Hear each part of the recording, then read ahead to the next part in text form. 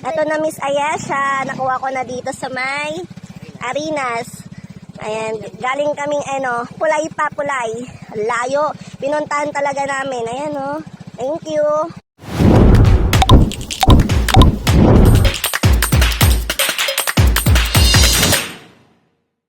So yun nga guys, papunta ko ng Pulay dahil nga nakakuha po ng natin, ng sticker natin sa Arena sa Sarangkapian is taga Pulay Zone 7. So pupuntahan natin sila ngayon para mamadali ko din yung second wave natin ng mga sticker. So yan si yung Pulay Zone 7 dahil tatrabahuin ko siya ngayon.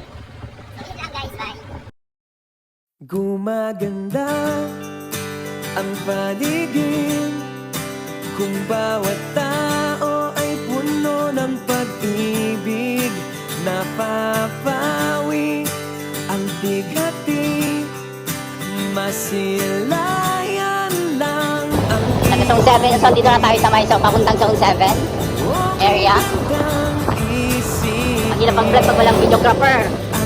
My gosh, makakaloka. Diyan sa yard. May tatalupong pa ako. Nahulog pa kami. We're going to Zone 7.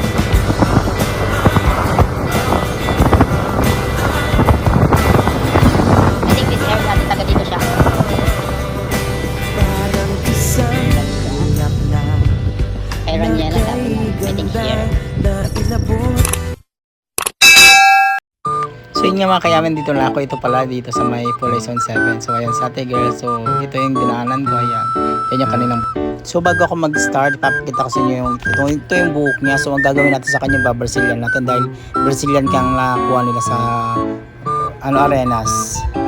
So ito na, napatuyo ko na yung Brazilian. So pinipinish ko na lang planchahin. Ito yung magiging itsura niya. Ayan. So pinaplansya ko na tuyo na yung Brazilian. Ayan, habang inantay namin yung anak niya dahil anak na din niya ang nakakuha ng isang sticker natin. So bali mag-inatong trinabaho ko dito sa Zone 7.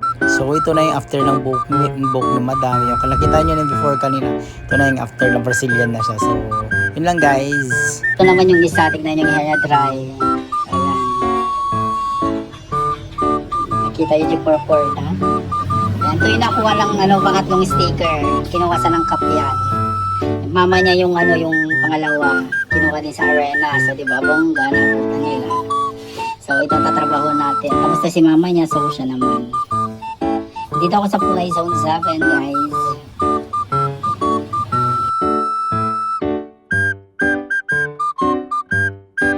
So ito man lang after nung nung anak niya. Ayan.